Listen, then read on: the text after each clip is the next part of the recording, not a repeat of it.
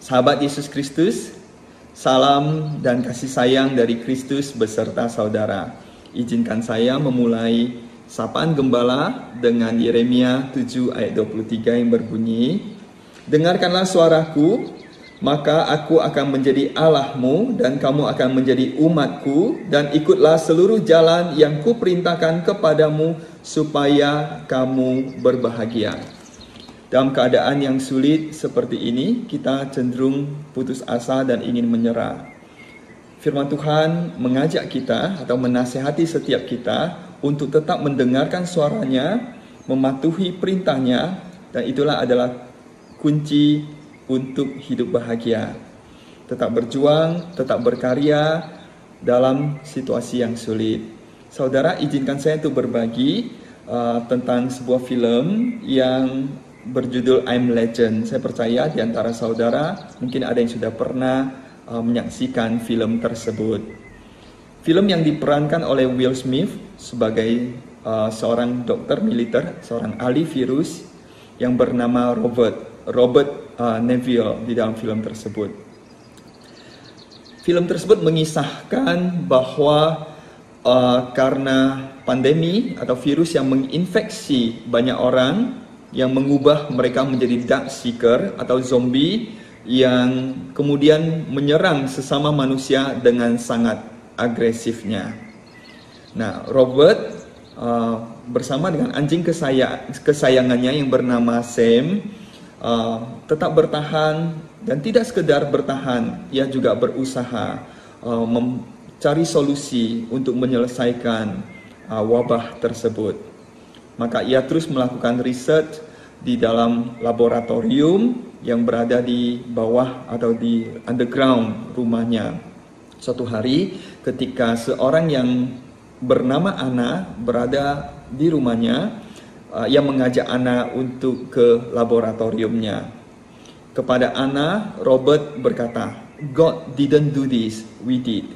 Di sini menunjukkan iman Will Smith bahwa dia tidak menyalahkan Tuhan atas bencana yang terjadi, tapi ia sadar bahwa ini merupakan akibat dari kejahatan manusia.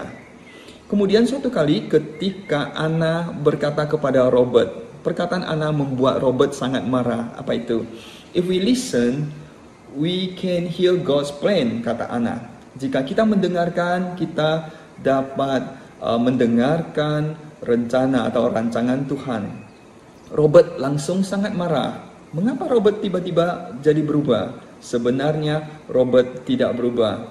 Ia baru saja kehilangan anjing kesayangannya. Ia sedang dalam keadaan yang sangat berduka. Di dalam amarahnya atau kekesalannya, Robert berkata, "Alright," saya terjemahkan dengan kasar kira-kira seperti ini.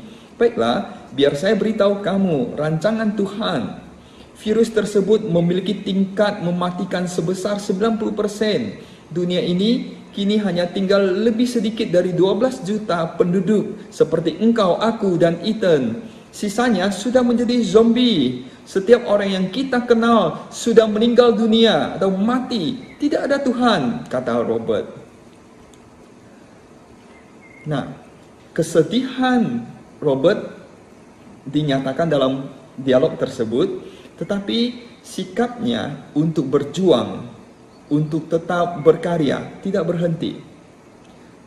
Meskipun dia kesal, dia menata kekesalannya, menata kesedihannya, kemudian dia tetap menolong atau menyelamatkan dan memberikan perlindungan kepada Anna dan Ethan, dan dia berjuang hingga akhirnya ia memperoleh solusi untuk mengobati para dark seekers. Saudara, izinkan saya juga membacakan dari kitab Ratapan pasal 3 ayat 32 yang berbunyi demikian. Karena walau ia mendatangkan susah, ia juga menyayangi menurut kebesaran kasih setianya. Saudara, kasih sayang Tuhan tidak berkurang sekalipun di tengah pandemi COVID-19 ini. Izinkan saya lagi membaca 1 Petrus pasal 5 ayat 10 sebagai penutup. Dan Allah, sumber segala kasih karunia, yang telah memanggil kamu dalam Kristus kepada kemuliaannya yang kekal, akan melengkapi, meneguhkan, menguatkan, dan mengokohkan kamu sesudah kamu menderita seketika lamanya. Ialah yang empunya kuasa sampai selama-lamanya. Amin. Saudara, kiranya kita tetap bertahan dan berjuang di dalam mengasihi sesama dan memberikan pelayanan kemanusiaan kepada sesama. Meskipun kita berada di tengah kondisi yang sulit ini, kiranya kondisi ini tidak membuat kita putus asa, tapi tetap berkarya baginya. Sekian sapaan gembala dari kami. Kiranya Tuhan memberkati saudara.